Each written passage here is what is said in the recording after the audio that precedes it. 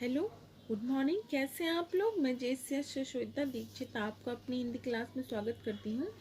आज हम हिंदी पुस्तक स्पर्श में पढ़ेंगे अब कहाँ दूसरों के दुख से दुखी होने वाले, लेखक निदा फाजली।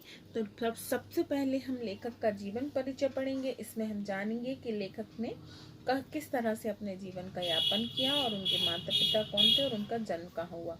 तो सबसे चलिए शुरू करें। दिल्ली में पिता मुर्तजा हसन और माँ जलीम फातिमा के घर तीसरी संतान ने जन्म लिया, जिसका नाम बड़े भाई के नाम के काफिये से मिलाकर मुक्तदा हसन रखा गया। दिल्ली कॉरपोरेशन के रिकॉर्ड में इनके जन्म की तारीख 12 अक्टूबर 1936 लिखवाई गई। पिता स्वयं भी शायर थे। इन्होंने अपना बाल्यकाल ग्वालियर में गुजारा, जहां उनकी शिक्षा हुई। उन्होंने 1948 में ग्वालियर कॉलेज, विक्टोरिया कॉलेज या लक्ष्मीबाई कॉलेज से स्नातक की पढ़ाई पूरी की। वे छोटी उम्र में ही लिखने लगे थे। फिर निदा फाजली इनका लेखन का नाम है। निदा का स्वर है, निदा शब्द का अर्थ है स्वर, आवाज। फाजिला कश्मीर के इलाके का नाम है, जहां से निदा के पुरखे आकर दिल्ली में बस गए थे। इसीलिए उन्होंने अपने उपनाम में फाजली जोड़ा। अर्थात इनके जो पिता दादा परदादा जो थे वो कश्मीर के थे। कश्मीर में फाजिला उपनाम की तरह प्रयोग किया जाता है, इसीलिए निदा ने भी अपने नाम के साथ फाजली जोड़ लिया। तो इनका पूरा नाम हो गया निदा फाजली।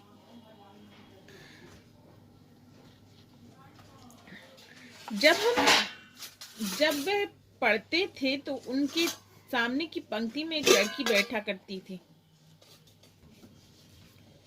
जिससे वो एक अनजाना अनबोला सा रिश्ता अनुभव करते थे। लेकिन एक दिन कॉलेज के बोर्ड पर एक नोटिस लिखा, कुमारी टंडन का एक्सीडेंट हुआ और उनका देहांत हो गया। निदा बहुत दुखी है और उन्होंने पाया कि उनका अभी तक का लिखा कुछ भी उनके इस दुख को व्यक्त नहीं कर पा रहा है। ना ही उनको लिखने का जो तरीका आता है उसमें वो कुछ ऐसा लिख पा रहे हैं जिसके उनके अंदर का दुख की गिरहें खुले। एक दिन सुबह वे एक मंदिर के पास से गुजर रहे थे, जहां पर उन्होंने किसी को सूरदास का भजन, मधुबन तुम क्यों रहत हरे, बिरह वियोग श्याम सुंदर के ठाणे क्यों नजरे, मधुबन तुम क्यों रहत हरे, गाते सुना, जिसमें कृष्ण के मथुरा से द्वारका चले जाने पर उनके वियोग में डूबी राधा और गोपियां फुलवारी से पूछ रही हैं कि ए फुलवारी, तुम हरी क्यों हो? कृष्ण के वियोग में तुम जल क्यों नहीं गई? यह सुनकर निदा को लगा कि उनके अंदर दबे हुए दुख की गिरहें खुल गईं। उन्होंने कबीरदास, तुलसीदास, बाबा फरीद इत्यादि अन्य कवियों को भी पढ़ा। उन्होंने पाया कि कवियों की सीधी सादी बिना लाग लपेट दो टूक भाषा में लिखी गई रचनाएं अधिक प्रभावकारी हैं। जैसे सूरदास की ही ऊधो मन न भय 10-20 एक खुतो सो गयो श्याम संग को आराधे ईस, ऊधो मन न भय 10-20। ना कि मिर्जा गालिब की एक्सटेटेड भाषा में दिले नादा तुझे हुआ क्या है, तब से वैसी सरल भाषा सदैव के लिए उनकी अपनी शैली बन गई। मतलब उन्होंने जो शैली अपनाई उसका मुख्य कारण संतों की भाषा और मिर्जा गालिब की भाषा थी। अब इसके बारे में हम फिर उसके बाद साठोत्तरी पीढ़ी में उर्दू कवियों में इनका स्थान महत्वपूर्ण है। इन्होंने बोलचाल की भाषा का प्रयोग करते हुए अपनी कविता को सहजता प्रदान की। इन्होंने अपनी गद्य रचनाओं में शेर और शायरी का प्रयोग करके गागर में सागर भरने का कार्य किया है। निदा फाजली की पहली कविता की पुस्तक लफ्जों का पुल नाम से प्रकाशित हुई। शायरी की पुस्तक खोया हुआ सा कुछ के लिए वर्ष 1999 में इन्हें साहित्य अकादमी पुरस्कार से अलंकृत किया गया। इनकी आत्मकथा के 2 भाग, दीवारों के बीच और दीवारों के पार शीर्षक से प्रकाशित हुए। मानवतावादी विचारों से ओतप्रोत तथा मानसिक संकीर्णता से दूर रहने वाले इस लेखक का 8 फरवरी 2016 को निधन हो गया। आप में से जो भी शेर और शायरी पसंद करता होगा वो निदा फाजली को जरूर जानता होगा, क्योंकि निदा फाजली उर्दू के एक बहुत बेहतरीन शायर हैं। अब हम देखेंगे जो हमारा जो पाठ है, अब कहाँ दूसरों के दुख से दुखी होने वाले निदा फाजली ने जो लिखा है इस पाठ का सार का तात्पर्य है। इस पाठ में हम क्या पढ़ेंगे वो हम पूरा पाठ ना पढ़कर मैं सिर्फ आपको इस पाठ की समरी कह लीजिए, आपकी भाषा में, मेरी भाषा में सार कह लीजिए, वो सुनाऊंगी। तो चलिए शुरू करें। पहला है बाइबल के सोलोमन। ईसा से 1025 वर्ष पूर्व एक बादशाह थे बाइबल के सोलोमन, जिन्हें कुरान में सुलेमान कहा गया है। वे इंसानों के साथ साथ पशु पक्षियों की भाषा भी जानते थे। एक बार सुलेमान अपने दल बल के साथ एक रास्ते से गुजर रहे थे। तभी कुछ चींटियों ने घोड़े की टापों की आवाज सुनी तो डर कर एक दूसरे से बोली, आप जल्दी से अपने बिल में चलो, फौज आ रही है। सुलेमान ने उनकी बातें सुनी और कहा, घबराओ नहीं, मैं किसी के लिए मुसीबत नहीं हूँ, सबके लिए मोहब्बत हूँ। यह कहकर वह मंजिल की ओर बढ़ गए। अगला जो हेडिंग होगी इस पार्ट में वो होगी महाकवि शेख अयाज। सिंधी भाषा के महाकवि शेख अयाज ने अपनी आत्मकथा में लिखा है, एक दिन उनके पिता कुएं से नहाकर लौटे और खाना खाने बैठे। तभी उन्हें अपने बाजू पर एक चींटा रेंगता हुआ दिखाई दिया। वह भोजन छोड़कर उठ गए। जब माँ ने बिना भोजन किए उठने का कारण पूछा तो वे बोले, मैंने एक घर वाले को बेघर कर दिया, उसे उसके घर छोड़ने जा रहा हूँ। नूह नामक पैगंबर।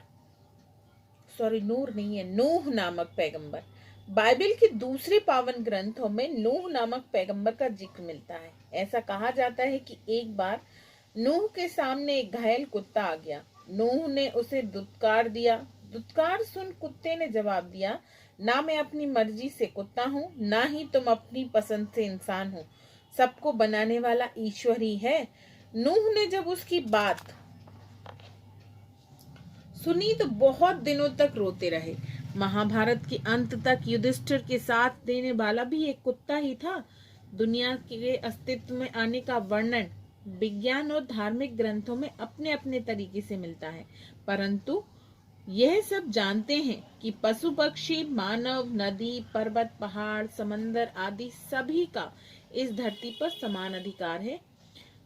पहले पूरा संसार एक परिवार के समान था, परंतु अब मानव ने अपनी बुद्धि से बड़ी बड़ी दीवारें खड़ी कर दी हैं। बढ़ती जनसंख्या ने समंदर को समेट दिया, पेड़ों को रास्ते से हटा दिया, फैलते प्रदूषण ने पक्षियों को बस्तियों से भगा दिया तथा वातावरण को सताना शुरू कर दिया। प्रकृति के धैर्य की एक सीमा है। इसी कारण कभी कभी प्रकृति भी आपदाओं के रूप में अपना बदला लेती रहती है।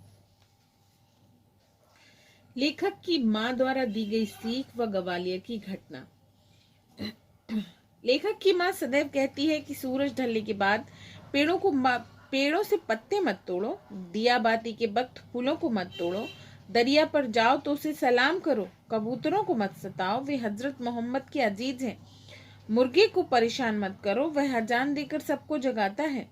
ग्वालियर में लेखक का मकान था, जिसके एक रोशनदान में कबूतर की एक जोड़े ने अपना घोंसला बना रखा था। एक बार बिल्ली ने उसमें रखे अंडों में से एक अंडा तोड़ दिया। यह देखकर माँ दूसरे अंडे को बचाने का प्रयास करने लगी।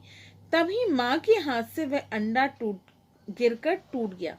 इस घटना से माँ बहुत दुखी हुई और इस गुनाह को खुदा से माफ करने के लिए पूरा दिन रोजा रखा। अगला है बदलता माहौल। आज सब कुछ बदल गया है। पहले जहां समंदर था, दूर दूर तक घने जंगल थे, वहां अब बस्तियां बन गई हैं। इन बस्तियों ने अनगिनत परिंदों के घर छीन लिए, घरों में प्रवेश करने के सभी रास्ते बंद कर दिए। अब ना तो कोई सोलेमन है, ना नूह है, ना ही मेरी माँ है, जो इन जीवों के दुख दर्द को समझकर उसे अपना दर्द बना सके।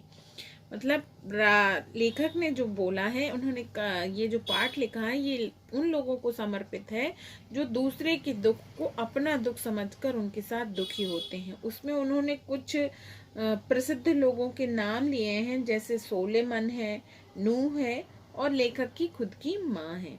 इसमें लेखक ने बोला है कि ये लोग जो थे ये दूसरों के दुख में दुखी होते थे, परेशान होते थे, पर अब ऐसे लोगों का जन्म ही नहीं होता। इसीलिए इस पाठ का नाम ही उन्होंने रखा है अब कहाँ दूसरों के दुख से दुखी होने वाले। ये पाठ हमारा कंप्लीट हो गया है। अगले वीडियो में मैं इस पाठ के प्रश्नोत्तर आपको सुनाऊंगी। Okay, bye, take care, thank you for watching.